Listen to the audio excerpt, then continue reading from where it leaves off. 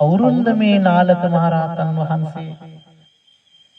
පින්වත්නි, නාලක මහරහතන් වහන්සේ වනාහි කාලදේවල මහා ඍෂීන් වහන්සේගේ බෑණනුවන්. කාලදේවල මහා ඍෂීන් වහන්සේ කවුද? අසිත තාපසතුමා. කපිලවස්තු රාජධානියෙහි ශාක්‍ය රජවරුන්ගේ මහා කුලගුරුතුමා.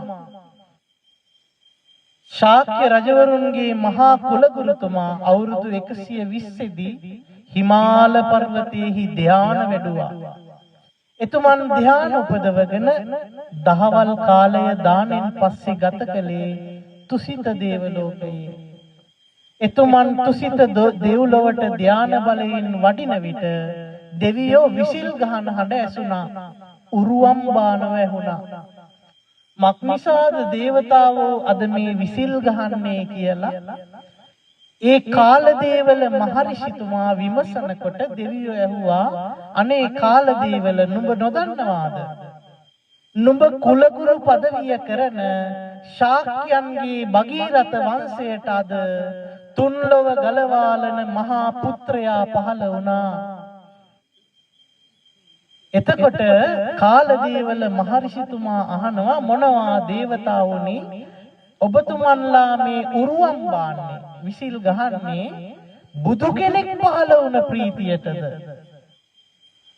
එහෙමයි ඍෂිතුමනි, අද මේ ලෝකයට ගැලවුම් කාර්යයා කපිලවස්තු රාජධානියත් දේවදහ නගරයත් අතර ලුම්බිනි වනයේ උත්පත්ති ගත්තා. කාලදේවල මහරිෂිතුමා පස්වනක් ප්‍රීතියෙන් පිනා ගියා.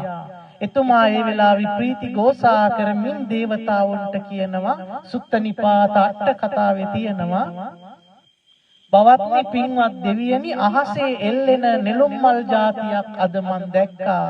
ඒත් මට වගක් තිබුණේ නැහැ.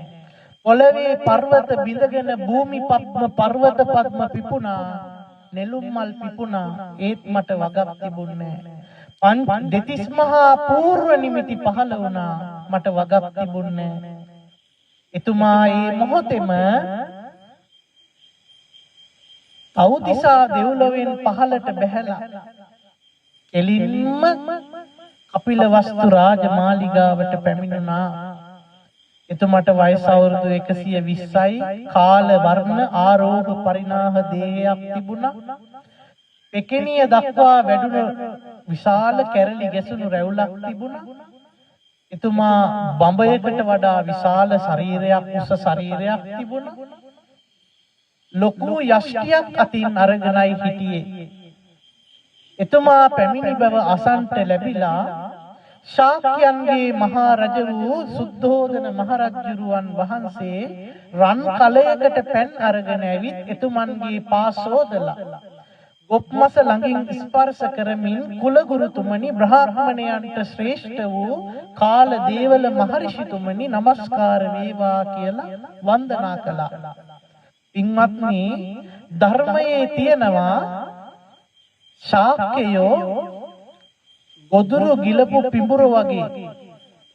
ගරු කළ යුත්තෝ දැක්කහම ඉන්නේ කොයි වගේද? ගොදුරු ගිලපු පිඹුර වගේ. ගොදුරු ගිලපු පිඹුර කොහමද?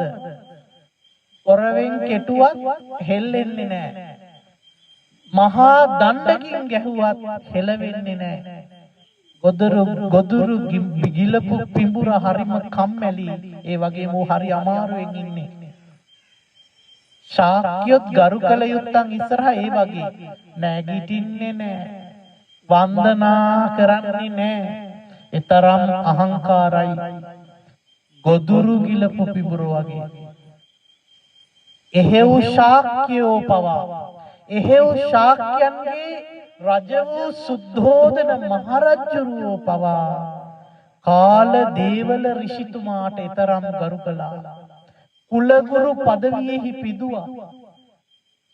රන් සෙම්බුවකින් පා සෝදා සිපගෙන පාද නමස්කාර කළා.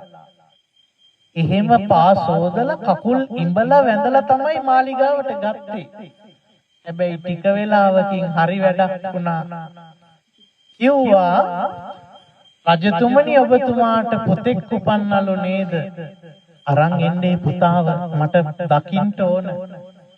කාලදේවල ඍෂිතුමා පුත් කුමාරයාව ගෙන්නුවා. අරගෙන ආවේ කොහොමද?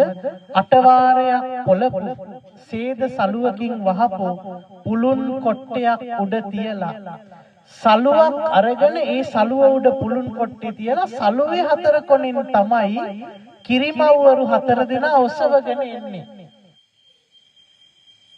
පපුවටවත් ඇඟටවත් අරගෙන නෙවෙයි. මොකද උපංගමන් දරුවෝ හොඳට හැදෙන්න නම් අතේ තියාගන්න හොඳ නෑ.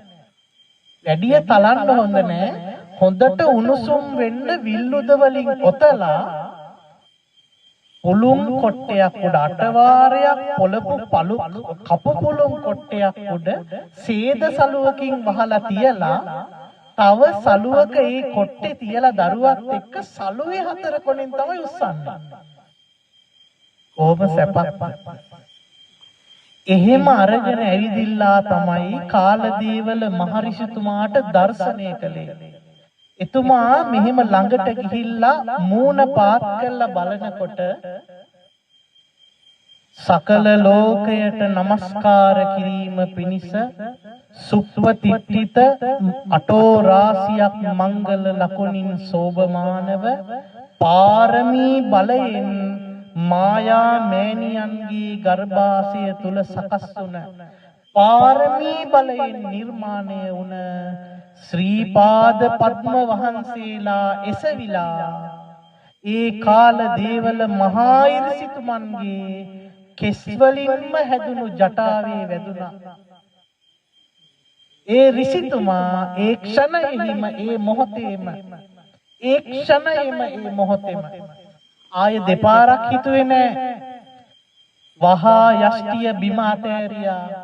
දන මඩල් බිම තබලා සිරිපතුල් දෝතින් අරගෙන නලලේ තබලා ස්පර්ශ කරලා නලල බිම තබලා নমස්කාර කළා. ශාක්‍යයන්ගේ මහා කුල ගුරුතුමා දනින් වැටි නලල බිම තබා එදවස් උපන් තමාගේ පුත් කුමරුන්ට වඳින්නාද දුටු ශාක්‍යයන්ට රජ වූ භගීරථයන්ගේ කිරුළු පරන් රජ වූ ශාක්‍ය ගණතන්ත්‍රයේ ප්‍රධානියා වූ සුද්ධෝදන මහරජුරුවන් වහන්සේ කොයි වගේද වැටුණා කියන්නේ? කන කපපු කෙසෙල් ගහකට එක කැටිපාරෙන් දැම්මහම ගහපු ගමන් වැටෙන්නේ බිමට. අන්න ඒ වගේ එදවස් උපන් සකීය පුත්‍රයාණන් වහන්සේ ළඟ දනින් ඇදගෙන වැටුණා. පින්වත්නි බුදුවරයෝ ආශ්චර්යයි, බුදුවරයෝ අద్භූතයි. සියලුම බුදුරජාණන් වහන්සේලා උත්පත්තියෙන් හිරු බැස යාමට පෙර පියාණන් වහන්සේගෙන් වැඳුම් ලබනවා. එය ධර්මතාවයක්. ඒකාන්තයෙන්ම ජාන දායාද කළ උත්පත්තියට හේතුව ලබා දුන් පියාණන් විසින් පළමු සූර්ය අස්තගත වීමට පෙර নমස්කාර කිරීම බුදුවරයන්ගේ ධර්මයක්.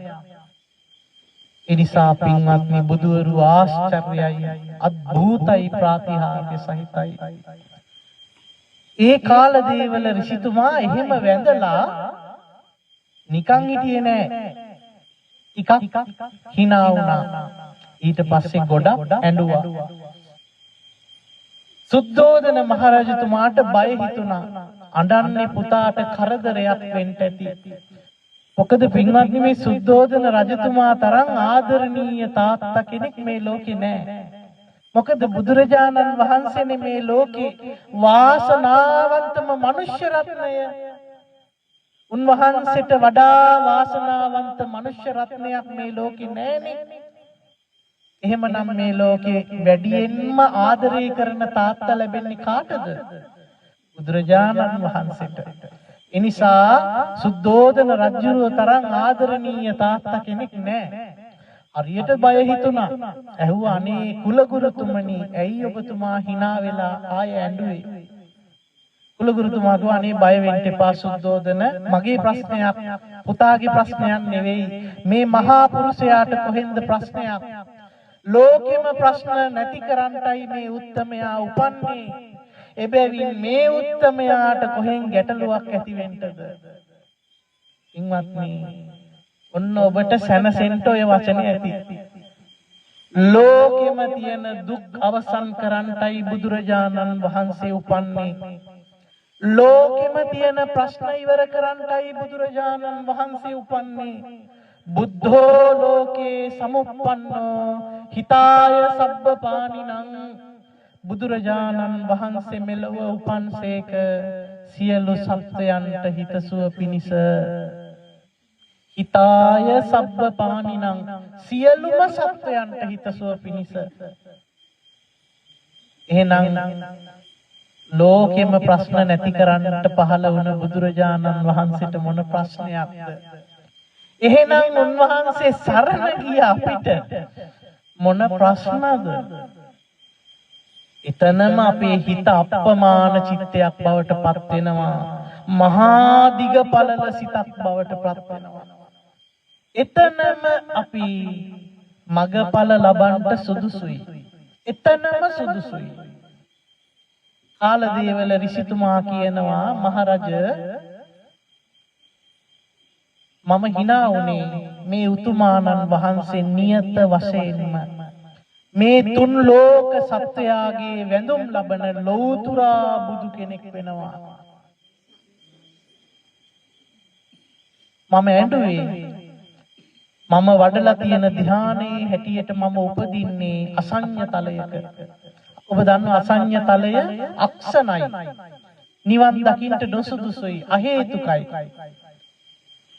ඒ නිසා මට මේ උතුමාණන් වහන්සේ දහම් බෙරය වාදනය කරනකොට අමා වැසි වස්සනකොට ඒ බුද්ධ ලීලාව දැක ගන්නට ලැබෙන්නේ නැහැ රජතුමනි ඒකයි මම ඇඬුවේ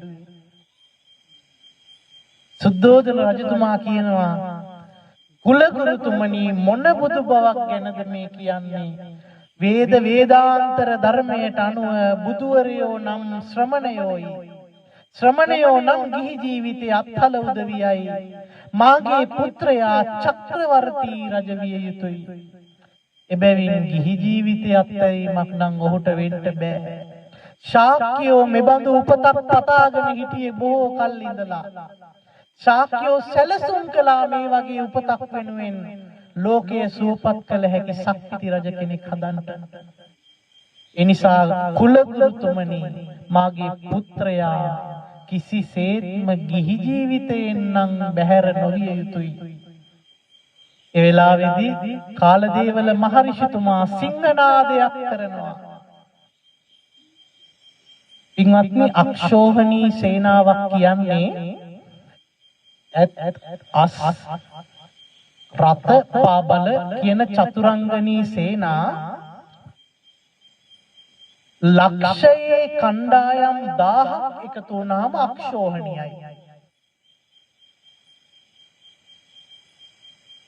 කාලදේවල ඍෂිතුමා මේ මොහොතේ සුද්ධෝදන රජුරවන්ට කියනවා මහරජ අක්ෂෝහණී සේනා දසදහස් ගණන් දස දිගින් පැමිණියත් මොහුව වැළැක්විය නොහැකි අනවචන අක්ෂෝහණී සේනා දසදහස් ගණන් ලක්ෂ ගණන් දසදහස් දිගින් පැමිණියත් මේ මහා පුරුෂයා නතර කළ නොහැකි